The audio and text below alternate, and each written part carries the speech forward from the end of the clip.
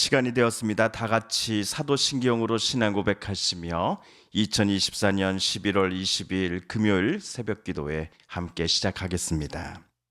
나는 전능하신 아버지 하나님 천지의 창조주를 믿습니다. 나는 그의 유일하신 아들 우리 주 예수 그리스도를 믿습니다. 그는 성령으로 잉태되어 동정녀 마리아에게서 나시고 본디오 빌라도에게 고난을 받아 십자가에 못 박혀 죽으시고 장사된 지 사흘 만에 죽은 자 가운데서 다시 살아나셨으며 하늘에 오르시어 전능하신 아버지 하나님 우편에 앉아 계시다가 거기로부터 살아있는 자와 죽은 자를 심판하러 오십니다. 나는 성령을 믿으며 거룩한 공교회와 성도의 교제와 죄를 용서받는 것과 몸의 부활과 영생을 믿습니다. 아멘. 오늘 우리 함께 읽을 기록된 하나님 말씀, 구약의 말씀 말라기서 제4장 1에서 3절까지의 말씀입니다. 구약 1331쪽경에 있는 말라기서 제4장, 오늘은 1에서 3절까지의 말씀 함께 읽고 묵상합니다. 만군의 여호와가 이르노라. 보라, 용광로 불같은 날이 이르리니 교만한 자와 악을 행하는 자는 다 지푸라기 같을 것이라.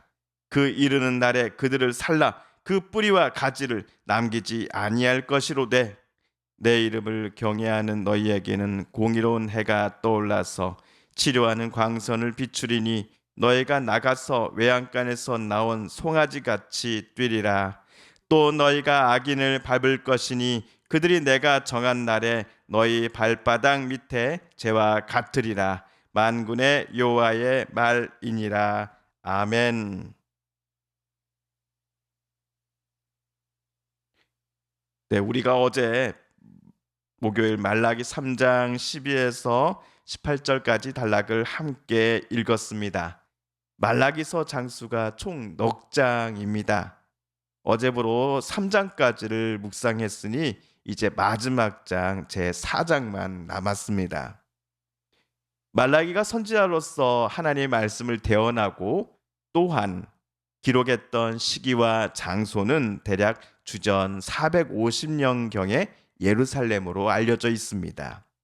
말라기와 비슷한 연대에 활동했던 사람은 에스라라고 하는 종교 지도자, 그리고 느헤미야라고 하는 정치 지도자가 있습니다. 이들 세 사람 모두 예루살렘에서 자기 동포 유대 민족들과 함께 생활하며 살았습니다. 그런데 주전 538년 페르시아 제국이 바벨론을 무너뜨리고 난 후 직후부터 지금 말라기 당시 약 100년 가까이 지난 시점까지도 유대 민족은 페르시아 제국에게 조공을 바치고 있었습니다.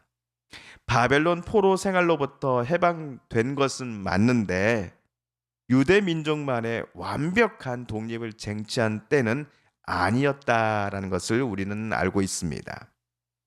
그러니 예루살렘에서 정치 또 종교 지도자들은 페르시아 제국의 눈치를 봐야 했을 것입니다. 게다가 일반 백성들마저도 여호와 하나님을 불신하는 이들이 늘어만 갔고 심지어 하나님의 존재마저 의심하는 이들이 이스라엘 내에 점점 많아져 갔습니다. 하나님께서 얼마나 답답하고 마음이 슬프셨으면 선지자를 통해 이스라엘 너희들아 지금 나를 시험해 보라. 너희가 나를 다시 신뢰하고 경외하면서 나에게 바른 제물과 11조를 바칠 때에 너희에게 나 하나님이 복을 주나 주지 않나를 한번 테스트해봐라 라고 외치셨겠습니까? 하지만 선지자의 외침에도 당시의 이스라엘 백성들이 하나님을 향해 가졌던 마음은 쉽게 변하지 않았습니다. 여전히 그들은 생각과 말로써 하나님을 거역했습니다. 교만하는 이들이 복을 받고 악한 일을 행하는 자가 번성하며 하나님을 악한 마음으로 시험하는 이들이 재앙을 면하는 것처럼 보이는데 어찌 우리가 여호와 하나님을 정의롭다, 공의롭다, 사랑과 인자 또 은혜가 충만하시다라고 말하며 하나님을 따라야 하는가? 우리 살 길은 우리가 알아서 가겠다라는 것이 당시 이스라엘 백성들의 마음이었던 것이지요. 물론 하나님은 저들의 생각을 다 알고 계셨습니다. 그리고 저들의 교만한 말을 다 듣고 계셨습니다. 하나님께서 지정하신 날에 세상 모든 이들이 알아볼 수 있도록 의인과 악인을 하나님께서 구별해 놓으실 것인다라고 하나님은 말씀하십니다. 그날이 오기 전까지 누가 진실로 하나님을 섬겼는지, 그리고 누가 하나님을 섬긴다라고 말만 할 뿐 실제로는 하나님의 뜻과는 정반대로 살았는지를 수많은 이들 앞에 하나님은 그날에 똑똑히 보게 해 주실 것입니다. 신약의 관점에서 보면 하나님께서 지정하신 날이란 부활 승천하신 예수께서 다시 이 땅에 오시는 재림의 날이 되겠지요. 하지만 선지자를 통해 하나님께서 내리신 경고와 이런 회개의 기회를 듣고서도 이스라엘 백성들은 별다른 반응을 보이지 않았던 것입니다. 하나님 오신다고? 그래서 하나님께서 우리를 향해 무엇을 하신다는 거야? 라는 식으로 그들은 말했던 것입니다. 이에 하나님께서 지정하신 날에 구체적으로 무슨 일이 있을 것인지에 대한 설명이 오늘 우리가 읽은 말라기서 4장 초반부에 소개되어 있습니다.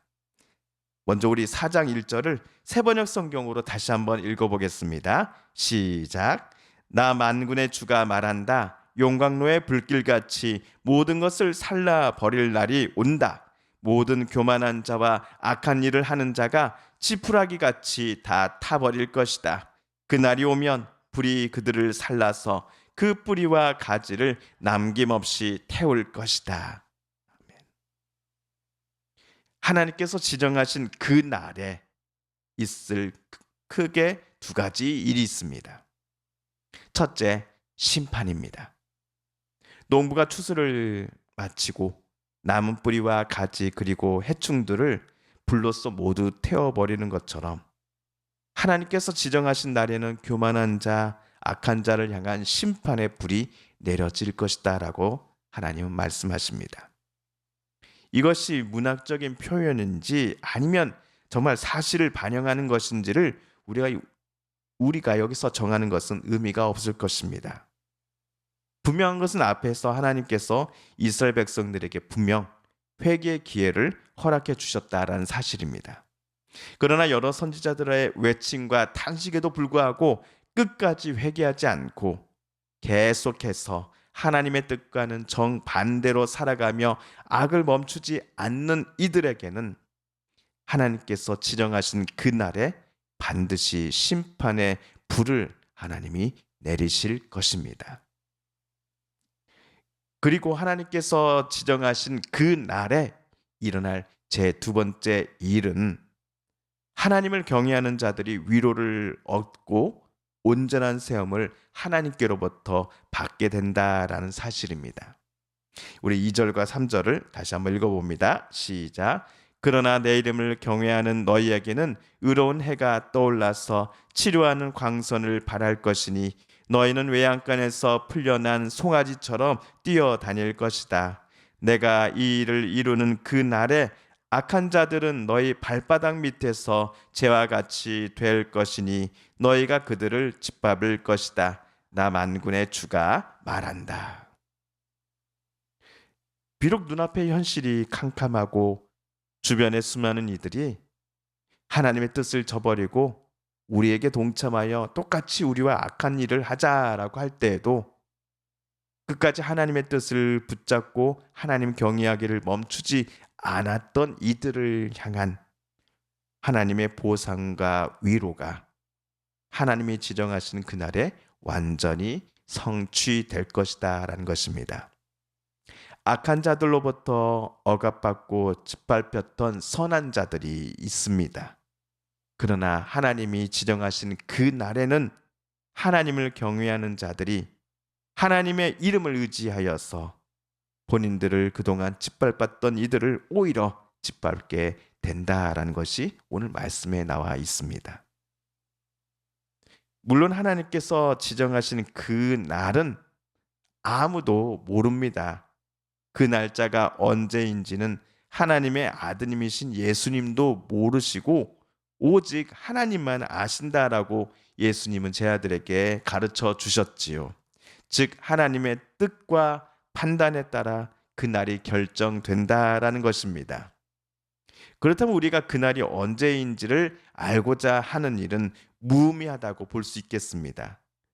다만 우리는 하나님께서 정하신 그 날이 오기 전까지 하나님 앞에서 어떠한 사람으로 서야 할 것인가를 고민하고 또 고민해 봐야 합니다.